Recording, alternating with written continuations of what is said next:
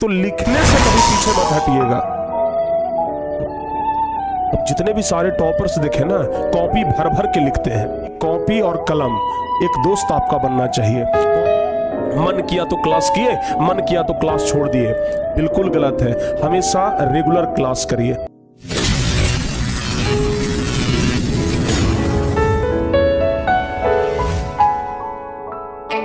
हाँ तो प्यारे बच्चों, नमस्कार। कैसे हैं आप लोग? उम्मीद करते हैं कि आप लोग एकदम अच्छे से होंगे और मन लगा करके, एकदम जी जान लगा करके पढ़ाई कर रहे होंगे। तो आप ये बिल्कुल मत सोचिएगा कि सिर्फ इस वीडियो को देख करके हम टॉपर बन जाएंगे। इस वीडियो में बताए गए बातों को फॉलो करके आप जरूर टॉपर बन सकते हैं। कहते हैं प्यारे बच्चे कि भभकती हुई आग न सही, तुम चिंगारी जलाए रखना। भभकती हुई आग न सही, दिल में तुम चिंगारी जलाए रखना। 15 घंटे न सही, 5 घंटे की पढ़ाई जारी रखना। 15 घंटे ना सही, कम से कम 5 घंटे की पढ़ाई जरूर जारी रखना। मरना भी नहीं पर रन छोड़ना भी नहीं है। मरना भी नहीं है पर रन छोड़ना भी नहीं है। इस संघर्ष के दिन मुश्किल है, ये बात बस अपने दिल को बताए रखना। करेंगे कि आपका जो सेल्फ नोट्स होगा, आपका जो सेल्फ नोट्स होगा बाबू, ये सबसे ज्यादा कारगर होगा। तो लिखने से कभी पीछे मत हटिएगा। जितने भी सारे टॉपर्स देखे ना, कॉपी भर भर के लिखते हैं। कॉपी भर भर के लिखते हैं भाई। कभी कोई टॉपर ये नहीं सोचता है कि हम ना लिखें। अगर लिखने से अभी से कतराते हैं तो आप टॉपर नहीं बन पाइएगा। तो इसलिए लिखना शुरू करिए। जितना ज्यादा लिखने का अनुभव होगा, टॉपर बनने का भी चांस उतना ही ज्यादा बढ़ेगा। तो इसलिए लिखने से पीछे मत हटिएगा। ये मत सोचिएगा कि सर अगर नोट्स नहीं दे रहे हैं तो हमको लिखने का कोई जरूरी ही नहीं है। भाई कॉपी और कलम एक दोस्त आपका बनना चाहिए। कॉपी और कलम से कभी समझौता मत करिएगा। तो इसलिए प्यारे बच्चे, आपका सेल्फ नोट्स होना जरूरी है। हम आपको लाख बुक दे दें, हम आपको लाख नोट्स दे दें, लेकिन आपका जो नोट्स होगा ना, वही आपका सच्चा साथी होगा। तो इसलिए लिखने से कभी पीछे मत हटिएगा। और सेल्फ नोट्स प्यारे बच्चे पूरे सिलेबस का होना जरूरी है। तो सबसे पहला फॉर्मूला है सिलेबस का। अगर आप टॉपर बनना चाहते हैं तो सिलेबस का एक एक पन्ना आपको पढ़ना पड़ेगा। सिलेबस का एक एक लाइन आपको पढ़ना पड़ेगा। पता नहीं किस लाइन से क्वेश्चन पूछ दे, 1 नंबर से व्यक्ति, 1 नंबर से बच्चा टॉपर बन जाता है या फिर वो पिछड़ भी जाता है। तो इसलिए जरूरी है सिलेबस। और सिलेबस के बाद जो दूसरा सबसे चीज है प्यारे बच्चे, जो महत्वपूर्ण है, वो है P/Q। अब आप में से बहुत सारे बच्चे को ये नहीं समझ में आएगा कि गुरुजी ये P/Q क्या है। P/Q का फुल फॉर्म होता है previous year question. Previous year question. हम जितने भी सारे टॉपर्स से बात किए अभी तक, सबने एक ही बात बोला कि गुरुजी सिलेबस के साथ साथ हम पूरा क्वेश्चन बैंक खत्म किए थे, पूरा प्रीवियस ईयर का क्वेश्चन देख लिए थे, पूरा प्रीवियस ईयर का क्वेश्चन बना दिए थे। प्रीवियस ईयर के क्वेश्चन के साथ समझौता आपको नहीं करना है। समझ गए ना? प्रीवियस ईयर के क्वेश्चन के साथ रत्ती भर भी आपको समझौता नहीं करना है, क्योंकि प्रीवियस ईयर का क्वेश्चन बहुत जरूरी है प्यारे बच्चे, बहुत जरूरी है।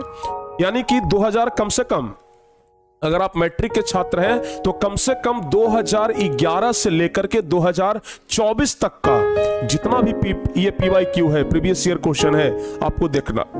कम से कम पिछले 10 साल का। अगर पिछले 10 साल का आप क्वेश्चन देख रहे हैं तो यकीन मानिए आप परीक्षा में एक भी क्वेश्चन छोड़ करके नहीं आएंगे। दूसरी बात, P/Q देखने से फायदा ये होता है, यानी प्रीवियस ईयर क्वेश्चन देखने से फायदा ये होता है कि प्रीवियस ईयर क्वेश्चन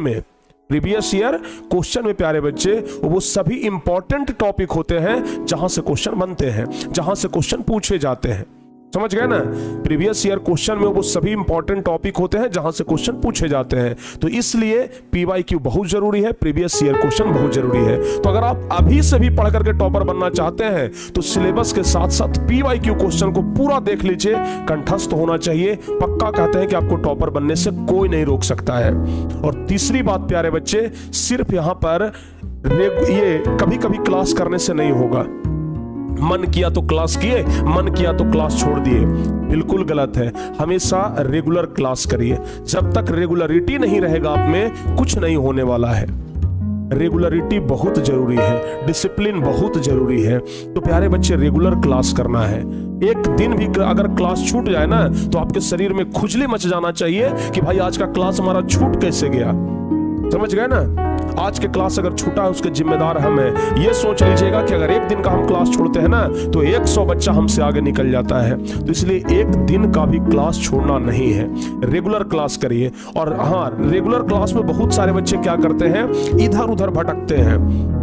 हर एक बच्चे क्या करते हैं ना, सोचते हैं कि मल्टीपल टीचर से पढ़ेंगे, कुछ ये सर से भी पढ़ लेंगे, कुछ ये सर से भी पढ़ लेंगे और कुछ ये सर से भी पढ़ लेंगे।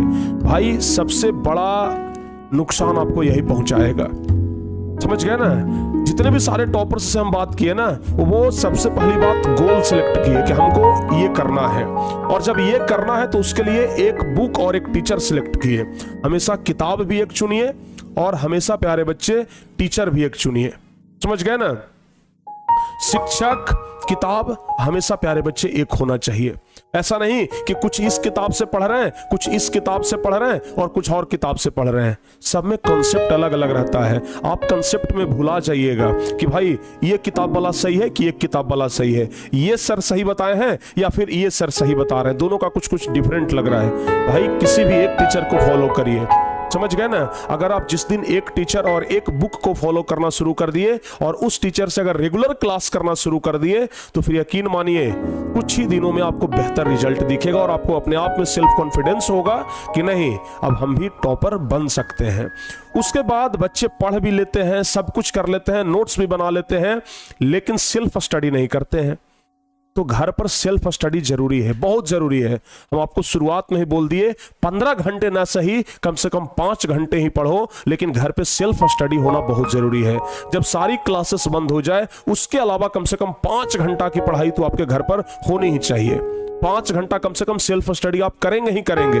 अगर 5 घंटा भी सेल्फ स्टडी नहीं कर रहे हैं मतलब आप टॉपर बनने के लिए काम ही नहीं कर रहे हैं।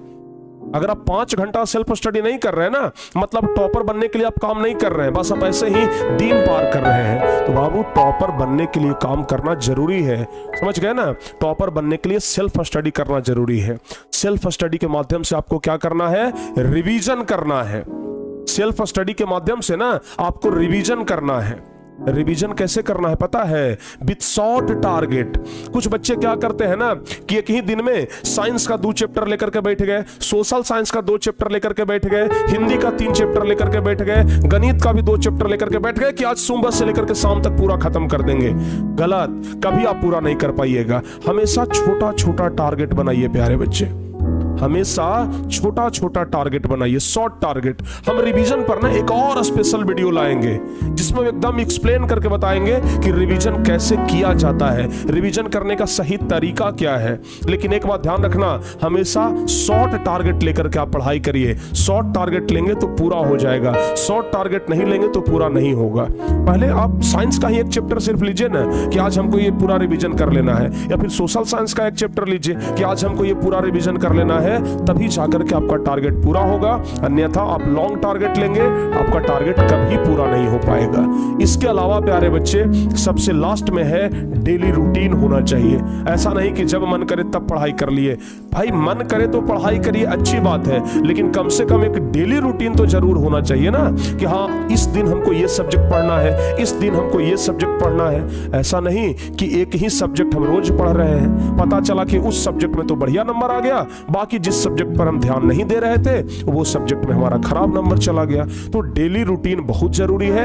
डेली रूटीन के साथ पढ़िए, तभी जाकर के आप पूरे सब्जेक्ट को बराबर टाइम दे पाएंगे।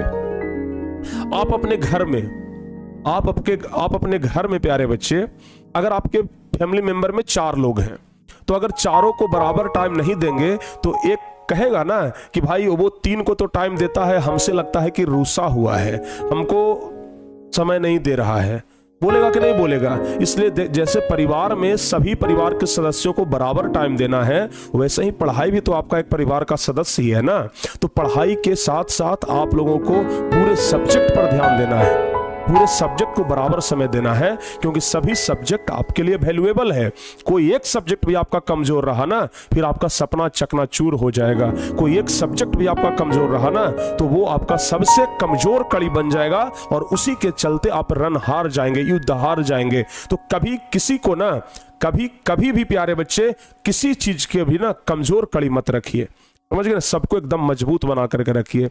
और अगर आप इतना करते हैं तभी प्यारे बच्चे आप टॉपर बन सकते हैं, ठीक है ना। ये शब्द तो मात्र 6 अक्षर का है, टॉपर शब्द ना मात्र 6 अक्षर का है, लेकिन इस 6 अक्षर को पूरा करने के लिए ये 6 चीजों का पालन करना बहुत जरूरी है, समझ गए। इस टॉपर को पाने के लिए ना, ये टॉपर शब्द अपने नाम के आगे जोड़ने के लिए, ये टॉपर शब्द अपने नाम के आगे जोड़ने के लिए ना तपस्या करना पड़ेगा।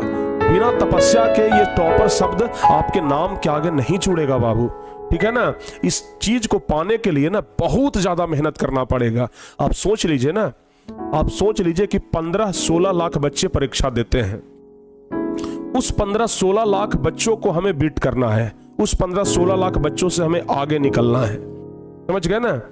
आप ये मत सोचिए, कुछ बच्चे तो ये सोच लेते हैं ना कि भाई 15-16 लाख में कोई ना कोई बच्चा तो ऐसा जरूर होगा जो हमसे ज्यादा पढ़ने में तेज होगा। आप ये जब सोच लेंगे ना तो जो कमजोर भी होगा वो आपसे तेज बन जाएगा। कभी ये बात सोचिए ही मत कि कोई हमसे तेज होगा। अपने आप में एकदम विश्वास रखिए कि हमसे तेज कोई हो ही नहीं सकता है, लेकिन इस बात का घमंड नहीं होना चाहिए। नहीं तो अगर घमंड हो जाएगा तो रावण की तरह वो घमंड चकनाचूर हो जाएगा। घमंड नहीं, सेल्फ कॉन्फिडेंस की हम बात कर रहे हैं। सेल्फ कॉन्फिडेंस होना चाहिए कि ये हम कर सकते हैं और सिर्फ हम ही कर सकते हैं। दूसरे को मत देखिए, दूसरे को मत देखिए कि लोग क्या कर रहे हैं, अपने बारे में देखिए कि हम ये कर सकते हैं कि नहीं कर सकते हैं। आपके दिल से आवाज आएगा हम बिल्कुल कर सकते हैं। तो यही प्यारे बच्चे आप लोग को करना है। तो अगर इतना आप फॉलो करते हैं तभी आप टॉपर बन पाएंगे, अन्यथा आप टॉपर नहीं बन पाएंगे। तो यहां तक अगर आप लोगों को पूरी बात समझ में आ गई है तो आज से ही इस बात को फॉलो कर दीजिए, समझ गए ना। और इस तरीके से आप पढ़ना शुरू करिए, किस तरीके से रिवाइज करना शुरू करिए, ये सब कुछ बता दिए। हालांकि रिवीजन पर हम एक स्पेशल वीडियो लाएंगे जिसमें हम आपको बताएंगे कि रिवीजन का सही तरीका क्या है, कैसे रिवीजन करना चाहिए। आपको वहां से बहुत ज्यादा मदद मिलेगा। और हालांकि इस वीडियो से भी आपको बहुत ज्यादा मदद मिला होगा, तो भाई जल्दी से इस वीडियो को कर दीजिए लाइक और शेयर भी, क्योंकि इस वीडियो को देखने के बाद आपके मन में बहुत कुछ हलचल मचा होगा। तो जरूर लाइक और शेयर करिएगा ताकि दूसरे लोगों को भी इसका फायदा हो सके। बाकी इसी तरीके का वीडियो आपको अब डेली मिलते रहेगा, कुछ कुछ दिनों पर मिलते रहेगा, ताकि आप लोग मोटिवेट होते रहें और सही रास्ते पर चलते रहें। बाकी प्यारे बच्चे, मिलते हैं आपसे हम किसी अगली क्लास में। तब तक के लिए जय हिंद, धन्यवाद।